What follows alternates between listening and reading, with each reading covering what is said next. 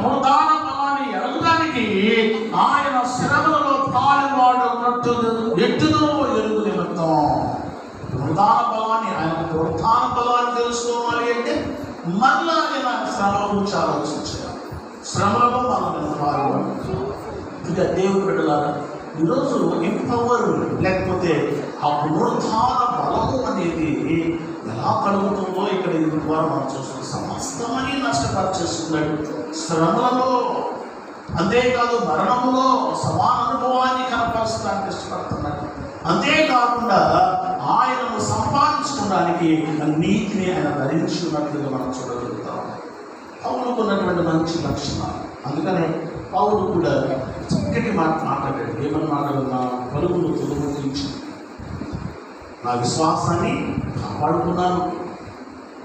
ఒకవేళ నేను చనిపోయినను నా కొరకు దేవుడు జీవితాన్ని. ఇక్కడ మీరు చూస్తున్నాడు తిమోతి రాసిన పత్రికలు అన్నీ మాట్లాడతారు. అదేంటంటే కంప్లీట్గా యేసుక్రీస్తు యొక్క పునరుద్ధాన బలము గలవాడై ఆ పునరుద్ధాన బలాన్ని సంపాదించుకోవడానికి ఈ లోకాన్ని నష్టపరుచుకున్నాడు. క్రీస్తును సంపాదించుకున్నాడు.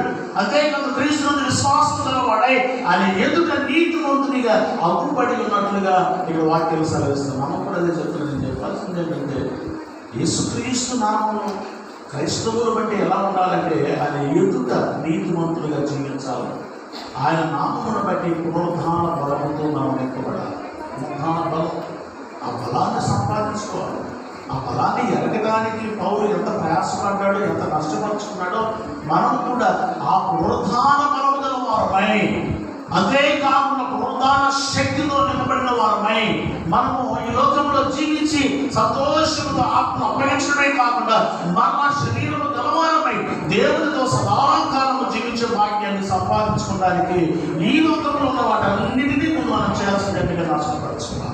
ధర్మశాస్త్రంలోనైనా నా నీతి కాక క్రీస్తును సంపాదించుకోవాలంటే ధర్మశాస్త్రము కాదు. ఇక్కడ క్రీస్తును సంపాదించుకోవాలంటే ధర్మశాస్త్రమును కొట్టివేసినటువంటి క్రీస్తును నెరవేర్చినటువంటి ఆ యేసు క్రీస్తుని విశ్వాసం నుంచి మనం నీతిమంతులు కావాలి. అంతేకాదు ఆయనను సంపాదించుకున్న నిమిత్తము ఈ లోకంలో మనం ఏం చేయాలంటే వెలుగునాడవలసిన వారమై, ఈ లోకంలో వాటన్నిటిని నష్టపరుచుకోవాల్సిన వారమై ఉన్నామనే విషయాన్ని మనం జ్ఞాపకం చేసుకోవాలి.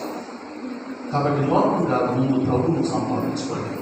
లోకము కాదు, ప్రభువును సంపాదించుకోండి. యేసుక్రీస్తు అనేది మనం చూస్తున్నప్పుడు ఆయన నీతిమంతుడిగా ఆయన మరణము ద్వారా, పునరుద్ధానము ద్వారా ఆయన మనకు అనుగ్రహించున్నాడు. అది సంపాదించుకోగలిగాడు.